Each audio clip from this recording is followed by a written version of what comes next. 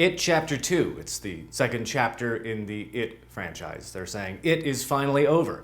It is finally coming to an end. It's been 2 movies, not exactly Lord of the Rings, but that's all right. We're here. We're at the end, so let's talk about that.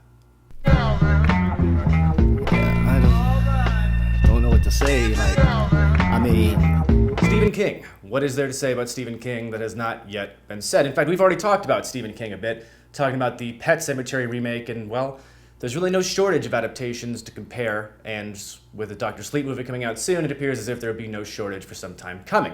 But it's kind of a different beast altogether, with one adaptation already fondly remembered in the memory of Tim Curry, who was fantastic in that piece. And of course, the It book, which captured a nation upon its release. It's a gigantic book that I'm proud to say my girlfriend read completely, and well, she informed me of all the things she was mad they left out, and things that they poorly included. We, of course, did not have a channel back when It Chapter 1 came out, and so this review will serve to review both of those movies and sort of the compendium that they create together. For those of you who have seen neither movie, well, here's a really quick summary. Childhood trauma and the loss of youthful innocence are manifested in a giant evil shape-shifting clown played by Bill Skarsgård.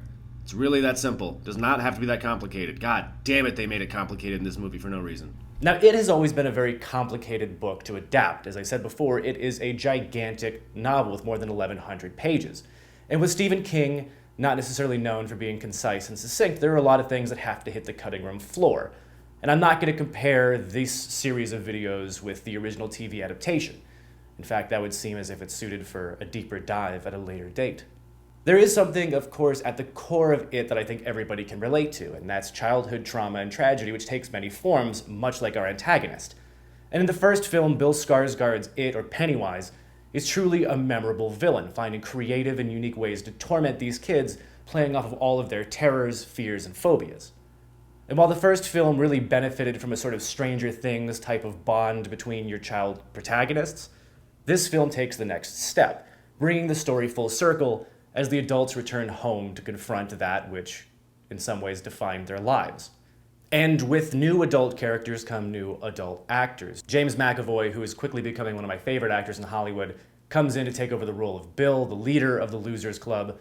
Jessica Chastain comes in to take over the role of Beverly, and yes, Bill Hader's there as well. No review of this movie could possibly give it any kind of justice without talking about the dynamics between the kids in the first movie and part of the second movie and the new adult cast. In many ways, they cast these actors form-fitting. They do resemble their childhood counterparts. Jessica Chastain, I think, feels like when you can't really make a B movie with Christina Hendricks, you cast the A-list version of her, Jessica Chastain. She's fantastic, loved her in Molly's Game, and she's good in this, but doesn't have much to work with. James McAvoy, similarly, is a great actor who also feels a bit wasted. If anybody in this film, Bill Hader really does seem to step out and steal the spotlight. And it's somewhat easy to do. His character is, of course, the boisterous, jokey comedic relief, and he plays it to a T, also adding some levity and some vulnerability to a character that might have otherwise felt one note. And I guess all of this is to say that one of the biggest problems I had with this movie straight up front is that the cast and chemistry of that cast really didn't feel nearly as solid as it did with the children in the first movie. And flashbacks created for the second film with those child actors only serve to remind me of that fact. There's just something natural, and the chemistry between those kids is really engaging and magnetizing. And this is a perfect segue into what I think is the biggest flaw of It, and that's its structure. While the original movie, and yes, the book, do jump through time and jump from perspectives, the first film really dealt solidly with just the kids, and it left us wondering how the second movie would develop. In this case, yes, you do have the adult cast, but there are a lot of new flashbacks to what those children experienced in the period following Pennywise's alleged demise. And these jumping back and forth points would feel great, and they were handled pretty well in the TV movie, except for that in this film, to scrunch it all into about a 2.5-hour runtime that does feel slogging and long, they separate the characters to give you their unique paths, their unique flashbacks in a way that really didn't feel organic and certainly wasn't natural compared to the original film and the book they were adapted from. What I mean by this is all of the characters have a sequence where they split up, and so you're able to experience their unique tortures and the extension of their fears and phobias and traumas in a way that doesn't feel very organic, and at some points are actually kind of confusing as to why events are unfolding the way that they are. One of the biggest victims of this is the character Bill, played by James McAvoy, who in the book and TV movie is sort of a unifying character, something that's even alluded to in It Chapter 2, is really sort of a loner, and a lot of his actions really seem to be spontaneous and off the cuff. There are also weird scenes that are kind of thrown in there that in a different structure may have worked well, but in this film raised more questions than they answered. Namely one where Bill and Mike are together, and Mike is trying to explain to Bill what he's learned about the mythos of Pennywise and how to defeat it.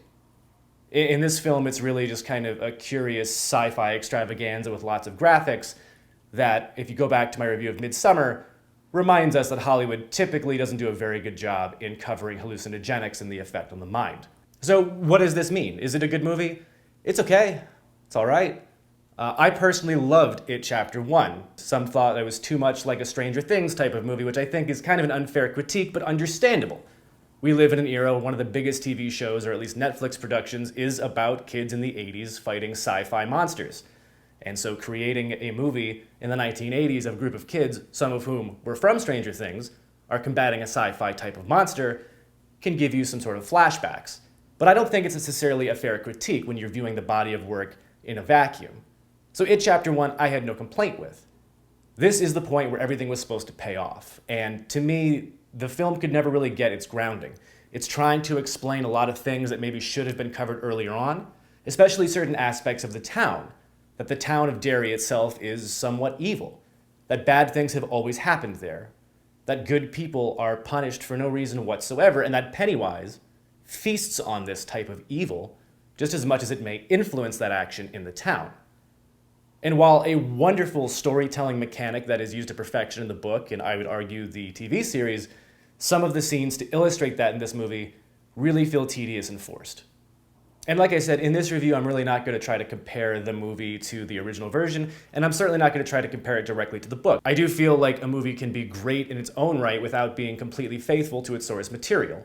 In this case, however, you got the feeling that there was a strong desire to accomplish that sort of faithful storytelling that really just wasn't doable in the time frame that they had. And one word that I've heard used to describe this movie is overly ambitious, with a hyphen, that's one word.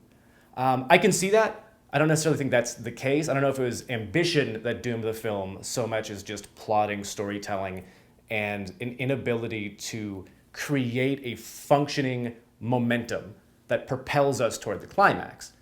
And I think a great example of this is even in the climax of the picture, again, no spoilers, but it is a long sequence of the heroes trying to finally defeat Pennywise. It's a very long sequence that revisits a lot of the same type of flashback sequences we've come to expect, and a lot of special effects and CGI and graphics, which, while illustrative of its shape-shifting ability and the terror it represents, also kind of took me out of it. I mean, I think in some ways you can tell much more effective stories with simplicity. Simplicity in terms of how you visually manifest and represent the villain, as opposed to pouring millions of dollars at a problem and hoping that you can create a scarier spider to stare at. Similarly, the menacing, nefarious Pennywise really seems to take a back seat in this film, which would be great if you really felt like you got to know the characters that you are supposed to be riding along with in this story. But again, they all feel kind of wasted in some capacity. They feel defined by the characteristics that we knew of them at their most basic in the original film and not really explored or expounded upon. They do a little bit with Richie, with Bill Hader's character, but some of it feels, again, contrived, forced. I'm not really sure what the payoff to it is. And it seems as if it's an attempt to really capture what made the original film so poignant, which is that all of these characters have not just phobias and fears, but things internal to themselves that are the manifestation of that terror. For Bill, perhaps it's his stutter.